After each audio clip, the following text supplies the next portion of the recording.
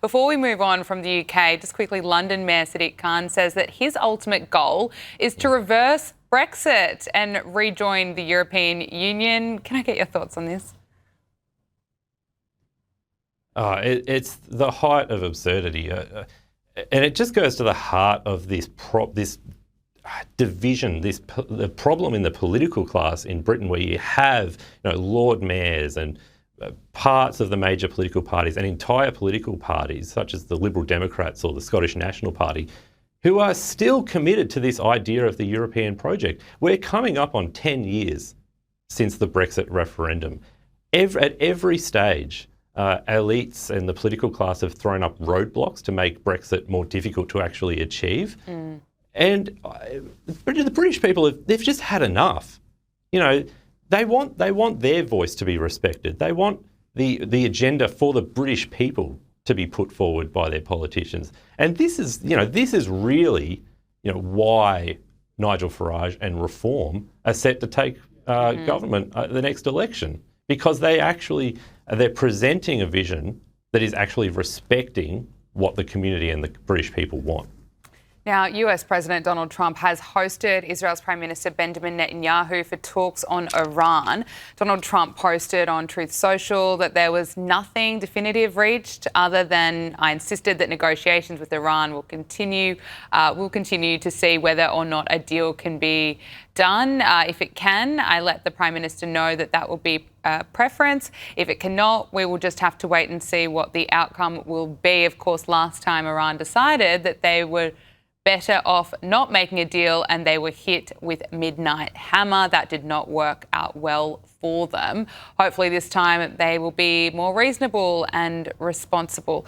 Look, these talks have been dragging on for some time now. Of course, we also know that the US president has been overseeing this military build-up in the Middle East. Morgan, what do you make of the outcome, or not so much of an outcome, from those talks today, and how this is going to play out?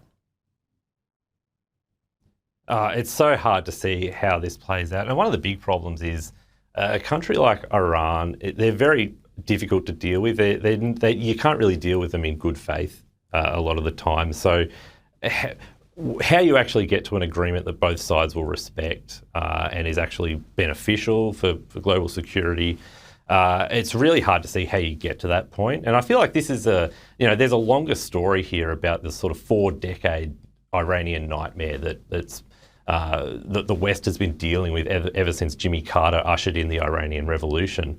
And we've been dealing with the Ayatollah, a radical sort of Stone Age regime in Iran that doesn't really respect the international order. It doesn't respect the West.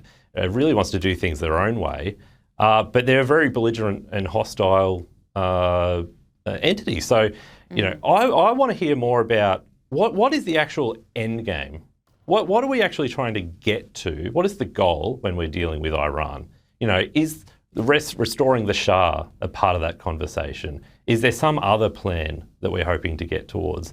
I find, the day-to-day is, it's really quite sticky and difficult, but, I'd like to see more detail or more thought about, what are we trying to get to with Iran? Because that's the long term, that's really what I care about.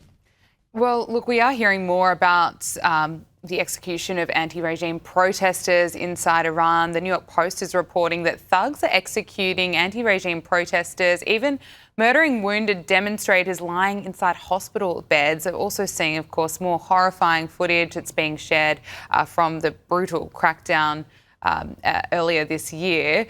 And, of course, many inside Iran, many people left in the aftermath of this government crackdown are still kind of waiting for America to get involved, Morgan.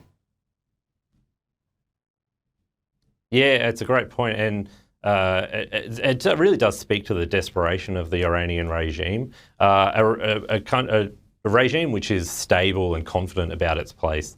They don't go through hospitals and shoot protesters lying on beds. It's clearly, this is like a wounded dog up against the wall lashing out. And the question is, yeah, exactly. What is the appropriate time for the US or the West to step in? And I bring it back to what I said before, which is, okay, then when we make that decision about when we step in, what happens next? What's the goal for stepping in? And that's, I think that should be the first question we actually ask when we're dealing with situations like this. I haven't heard much about it, and I really hope that there are some smart people in Washington talking about it. I hope so too. Morgan Begg, Director of Research at the Institute of Public Affairs, thank you so much for joining us. Thank you.